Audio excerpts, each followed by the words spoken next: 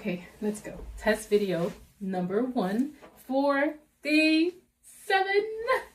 Oh, Lord. Hello and welcome to day 7. Here we go.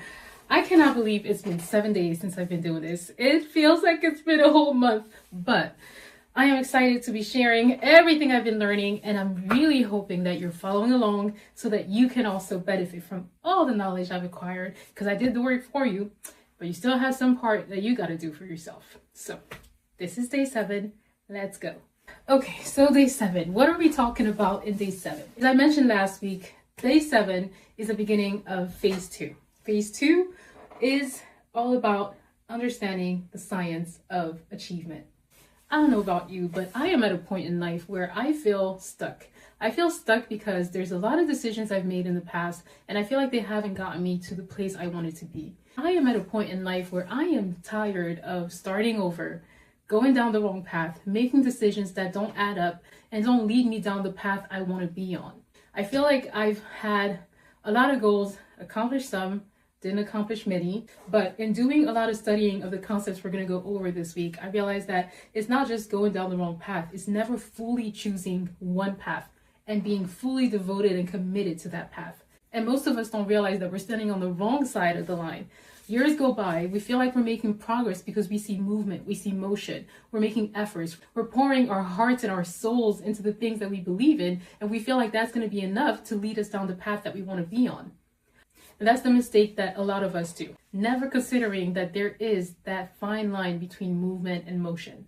And this is the video where we address it. This video marks the moment we cross that line. Because to be able to achieve our goals, we need to move from reflection to design. So this is what this week is about. So this is day 7 of a series that talks about goals, habits, systems, and identity. Last week was phase 1, where we talked about reset and identity. And now we are in phase 2, where we're going to focus on understanding and studying the science of achievement. This phase is inspired by Napoleon Hill. This is a man who devoted 20 years of his life studying and examining people who actually built results. He's considered the founder of the science of achievement because of the work that he's done and the years that he's put into studying hundreds of successful people who actually built results. The core principle behind the science of achievement is this: success is not accidental. Results follow patterns, and behavior can be designed once those patterns are fully understood. This is why last week we focused on identifying hidden patterns in our thinking, in our beliefs, and that's why we did that examination of ourselves and asking ourselves all these questions, because it's identifying these patterns that will allow us to analyze them and then design a behavior that will lead us to results. Unless we understand the patterns, we can't design the behavior. So I want you to make sure that you go on my page and download the assessment that was created and the summary of phase 1. Because as we move into phase 2, you need to make sure you're aware of all the key principles. You need to know the speakers, the sources of info, the books that were read, the videos that were watched, so that you understand the core principles we're addressing in this new phase. So day 7 is here. Day 7 is an overview and a transition from phase 1 to phase 2. We go from reflection to design. Now, other people will be quoted, other books, other concepts will be quoted, but the core principles and the main ideas we're going to be going over are those of Napoleon Hill. Napoleon Hill became known for his work when he was still a very young journalist. His whole journey started when he was invited by Andrew Carnegie. Actually, he wasn't invited. He was bold. I listened to a video where he explained how he got in touch with Mr. Carnegie. Basically, Andrew Carnegie was the Bill Gates of back then. Back in 1908, he was the richest man on, I don't know if he was on Earth or just in the US, but he was a very wealthy man. He was basically the Bill Gates of that time. And Napoleon Hill actually reached out to him, sent him a very bold letter telling him that he should be hired. I don't want to go into the detail of the story, but when you listen to the story, I'll put the sources. It is so bold for a young man to think to even do that. I think he was probably inspired by God, because I don't know who would get up and just do something so daring and then address it to the richest man on earth. I think that was very bold. And that's already a lesson for us as we discuss our goals and all that and all of this. But let me go back to what I was trying to explain, is the fact that when he met Andrew Carnegie, he was a young man who simply had a thought to do something, to be bold about it. And he went ahead and did it. And so he was invited to Andrew Carnegie's office. And it's so interesting when you hear him tell the story, how Andrew Carnegie was just walking around him. And the first thing he asked him is, did you write this letter by yourself, or did someone write it for you?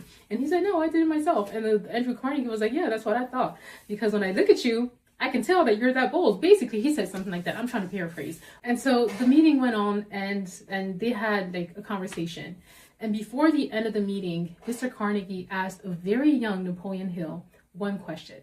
He asked him if he was willing to give 20 years of his life to this work, that he would give him access to people. I'm paraphrasing, but he would give him access to people. He would teach him things, but he wants him to agree to devote 20 years of his life doing this, because that's how long it would take him to get to the point where he would reach the goal that he challenged him with, which is to become greater than him.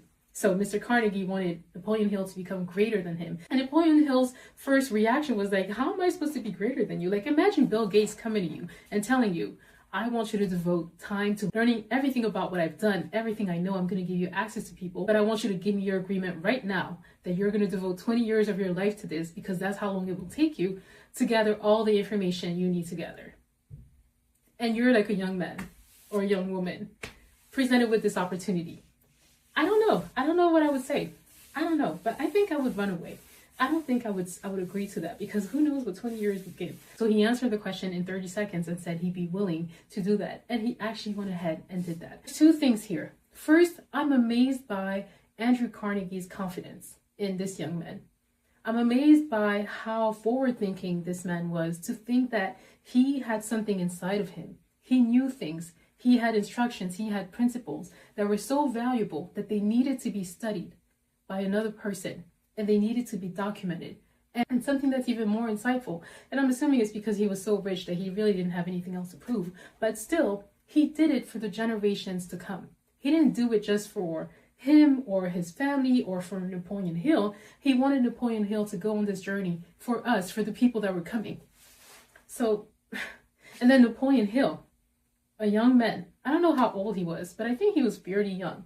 A young man who meets a billionaire and actually thinks to himself that he can boldly get up and write him a letter and tell him to hire him. How bold was that? That's the kind of boldness I want to have this year. That's the kind of boldness I want to express. The Bible tells us to be bold. So just like Napoleon Hill made that decision in 30 seconds, and it changed his whole life. It opened all these doors for him. I'm asking you to make a decision as well. I'm asking you to make a decision concerning this year. I want you to want it bad enough. I want you to want the accomplishment and the realization of your goals bad enough to go ahead and take this time to study what it's going to take for you to reach and achieve your goals. I know it seems like it's overkill, or that there's so much that has to be understood. But the thing is, Napoleon Hill devoted 20 years of his life. 20 years of his life. And we're able to break it down in a week.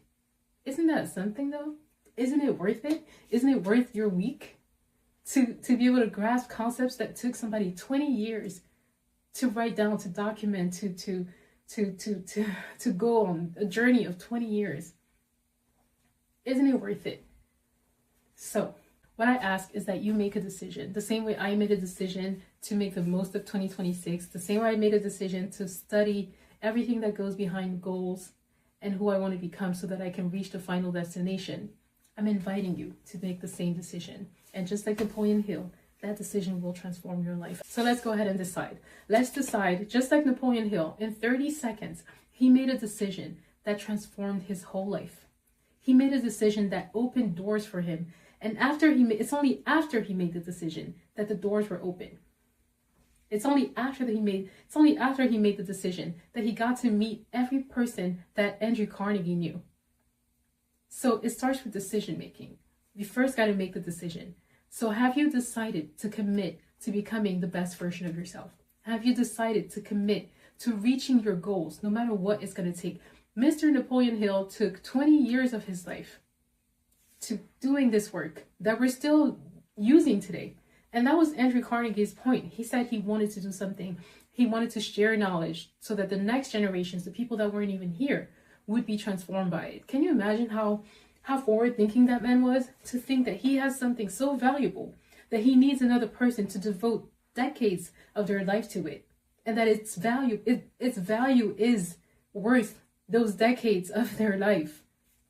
So this is why he is basically the person behind the concept of achieving goals, because he really dedicated his life to doing that. He dedicated his life to understanding how people achieve things, why they achieve things.